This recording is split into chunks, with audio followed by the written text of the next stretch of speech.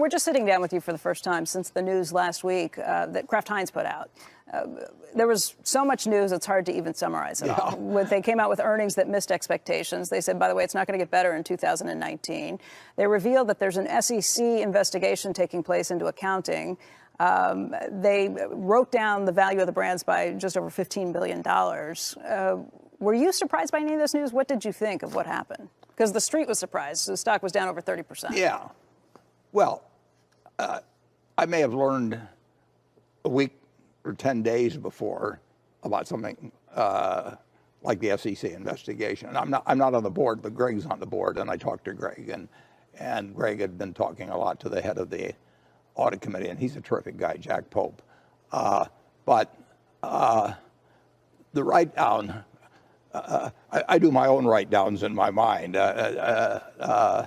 So I was not surprised by that, although the accounting firms look at write-downs a little differently than I do, but I would not argue with them on it, and I can give you some math that would substantiate it. I've been watching. I was wrong in a couple ways on Kraft Heinz, but I think we talked the Glide Luncheon time about the packaged goods brands losing some ground against the retailers. What was that, just over a year ago? 6 months ago. Okay.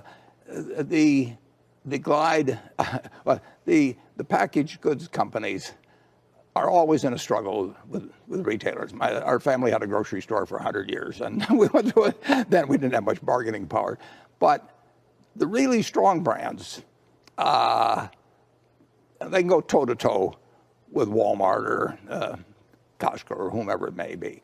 But the weaker brands tend to lose out. Now, the interesting thing about Kraft Heinz is it's still a wonderful business in that it uses about $7 billion of tangible assets and earns $6 billion pre-tax on that. So on the assets required to run the business, $7 billion, they earn $6 billion roughly after depreciation pre-tax. But we and certain predecessors, but primarily we paid $100 billion more than the tangible assets. So for us, it has to earn on $107 billion, not just on the $7 billion that the business employs. And we don't have a way. It'd be wonderful if we had a way to deploy another $7 billion and earn $6 billion, but it isn't there. So I think that when you're going toe-to-toe with a Walmart or a Costco or maybe an Amazon pretty soon, and you have a modestly good brand, maybe one where the trend's a little against or something like that, you've got the weaker bargaining hand than you had 10 years ago. The really classic situation is this, if you think about it, Becky. Heinz was started in 1869. Mm-hmm. So they've had all that time to develop various products, particularly ketchup, things like that. The Kraft part of it's a little more murky, but it goes back to C.W. Post in 1895. Those companies have brought all kinds of brands out, all kinds. You know them. You had them when you were a kid. You have them now, some of them. They've been distributed worldwide through tens and hundreds of thousands of outlets. They've had hundreds of millions of trials. They spent a fortune on advertising. And their sales now are $26 billion. Costco introduced the Kirkland brand in 1992, 27 years ago, and that brand did $39 billion last year, whereas all the Kraft and Heinz brands did 26 or 7 billion. So here they are, 100 years plus, tons of advertising built into people's habits and everything else.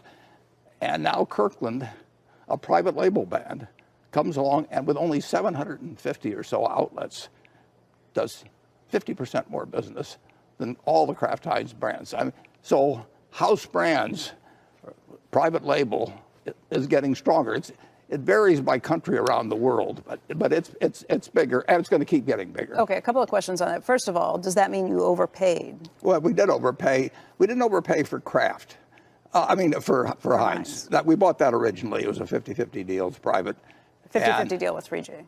Pardon me? With 3G. Yeah, with 3G. We had two stockholders, and then we overpaid for Kraft, and we wrote down $15 billion of that, and that you know, and that's the CPA's way of looking at it. Actually, the market's marked it down more than that, and probably quite properly. I mean, the thing to remember is, like, you know how the stock doesn't know you own it. You pay $10 for a stock, it goes to 8, and you think if it gets back to 10, I'll sell it. You know, and if it goes up to 20, you say I can sell half of it and take all my money out.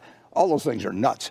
But in business, if we paid $7 billion for Kraft, which is all it takes to run the business, it would still earn the same amount as if we paid the $100 billion premium. The business does not earn more just because you pay more for it. And we not only, after buying Kraft, everybody started speculating about things we buy, so the prices of everything went up. And then on top of it, we paid large premiums for it, and we misjudged it. I hear what you're saying about the house brands and the competition from places like a private label brand that Costco puts out. But what about just millennials changing habits? How much of it is that younger consumers don't want the brands that their parents and grandparents wanted? There's some change in habits, but if you think about it, people don't really change their habits that much. If you try to think of the billion-dollar brands that have been created in food, and their private label there's very few billion-dollar brands being created in food. The fellow did it in yogurt, probably. You know, I mean, but you don't really see that has not been a huge change. Physical volume hasn't changed much. The ability to price, though, has been changed, and that's huge.